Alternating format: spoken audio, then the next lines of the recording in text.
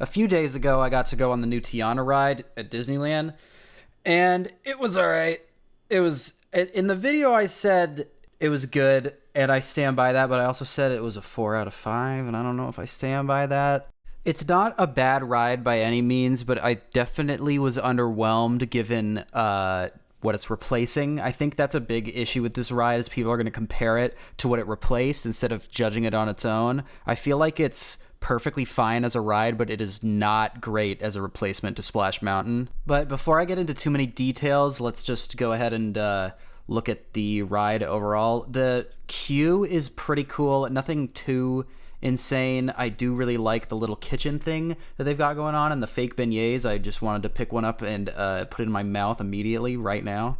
I guess I will say I prefer it over the original line solely because there's like stuff going on. The original line was fun and I liked the atmosphere, but they didn't have a whole lot of theming going on aside from just general underground den whatever rustic theming, whereas this one is actually like related to a story, even if it's not that good of a story. But my actual point is that I don't know, the line is great.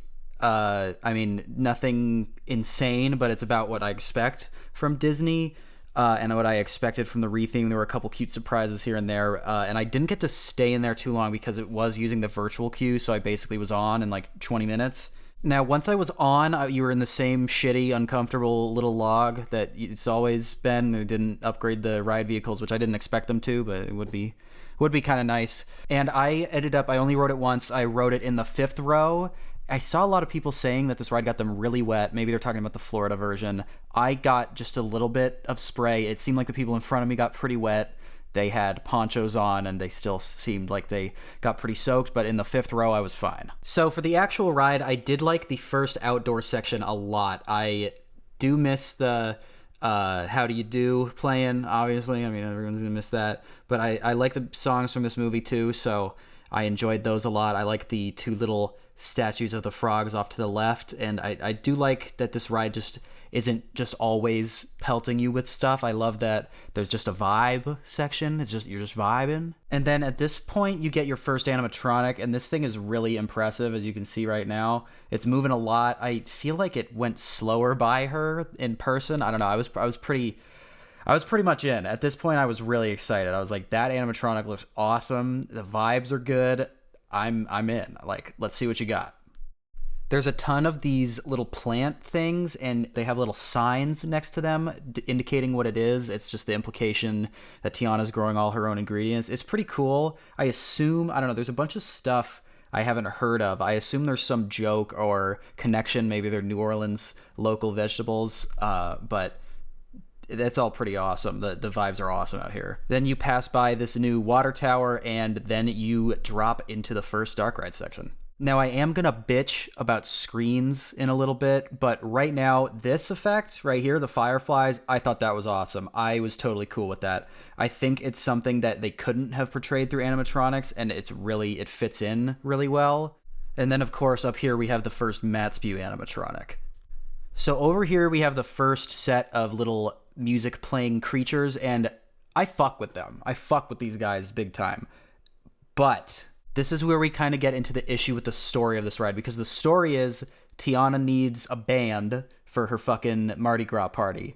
But once you find the first band, then you just keep finding more bands. That's the whole story, is you keep finding fucking bands of creatures. You get like 4 bands of creatures. So yeah, there's no conflict, there's no villain, there's no tension. It's just, look at these fucking creatures playing. Which, sure, I get it in concept. I mean, I am a big defender of Navi River Journey, and that has nothing going on story-wise at all. But this is replacing Splash Mountain. Again, like, that's really where the problem is here. And the second thing about the lack of conflict is the villain in the movie this is based off of is fucking Dr. Facilier, and that guy is tight as fuck. I know he dies, but A, the ride did not have to be after the movie. It could have been during the movie. And B, he was a guy who fucked with voodoo magic, so I think you could have figured out a way to get him back. Now, at this point in the ride, this is where the problems really start, because as you can see, we have our first screen, and it's not 2D animated. It's weird, freakish 3D animation. Which to me, I feel like even a kid is gonna be weirded out by that if they're a Princess and the Frog fan. Like, why would you not just get someone to do the 2D animation? I know that they fired, laid off, or killed all of their 2D animator employees, but they had to have been able to hire someone, right, to get something decent. And I've seen people complain about the simple animatronics there, but I don't mind that nearly as much as, oh my fucking god, what the fuck is that? But no, the animation, it's not bad, but it just isn't in the style of the original movie, and I feel like kids are just going to be asking their parents why the fuck the characters from Princess and the Frog look like they're from Jimmy Neutron now. Anyway, at this point, you've gotten shrunken down, is the idea. Mama Odie, I believe her name is, shrunk you down with some sort of potion, and that's what the second little drop is supposed to be. And that's the explanation for why we have these horrific Lovecraftian beasts, these cosmic manifestations of fear, because you've been shrunken down. That section is pretty short, and then you get to this lead up to the drop, where one thing I was really confused by, Dr. Facilier can't be in the ride because he's dead, and this takes place after the movie. But for some reason, Ray can be in the ride on this screen, which he's not in this video, but he was for me, even though he got smushed like a little bitch in the last movie. So you see all the fireflies. Fuck it, I'm keeping it.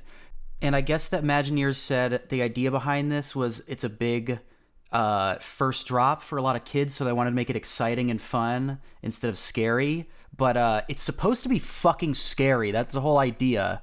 I think the decision to make it warm and cuddly and fun is just it really reduces the tension of the drop, because the drop's scary no matter what, even if it has fun shit leading up to it. So I don't know why this decision just doesn't make a lot of sense to me.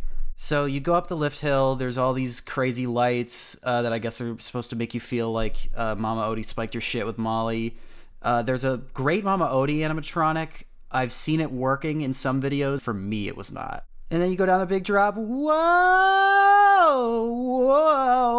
And then, thank God, we end on a high note. The ending diorama scene, whatever you want to call it, is gorgeous. I think it is a great, counterpart to the original. I think it rivals the original. The only issue I have is those weird screens in the back. I feel like, honestly, they're trying to add depth, but I feel like it looks fine without them. It would look fine without them. I don't need the extra people dancing and clapping.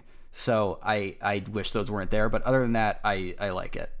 Then you get one more little scene where Brer Rabbit used to sit and be a dickhead, and Mama Odie's chilling, and her Israeli snake is also there, and then you just flip around to the unload station. So the ride is good. It's not terrible. It's not the worst thing ever. And obviously Splash Mountain did need to be replaced. I should have said that earlier in the video so that people don't fucking try to cut my head off. Splash Mountain really needed to go. But Tiana's Bayou Adventure, I don't know. It just feels kind of budget cutty. The scenes are just not nearly as full as they used to be. And Disney has the money. Like, we know that Disney has the money. You can look up Bob Iger's stupid fucking salary, the piece of shit. They could have just filled it up just as much, or even kept some of the old animatronics, maybe done a reskin. But of course, they have just these weird sparse areas, and I've heard it's even worse in Disney World because it's the bigger building, but they didn't increase the number of animatronics. So yeah, it's a little bit of a disappointment. I think on its own, it's a pretty good ride, but the fact that it's replacing Splash Mountain and that it's for such a beloved movie makes it a little disappointing. So for now, I'm going to give Tiana's Bayou Adventure a 7 out of 10. I said in the video 4 out of 5, which obviously if you're a mathematician, you know it's 8 out of 10, but I'm just decreasing it. The more I thought about it, the more I thought about the screens, the more I thought about the sparseness. But it's still a good ride. You should go check it out. It's certainly better than that fucking Spider-Man ride they put in a little bit ago. Go ride it. Fans of Splash Mountain will at least be able to ride the same track and have a lot of the same story beats. And those who haven't ridden Splash Mountain, I feel bad for you. Go to Tokyo, though.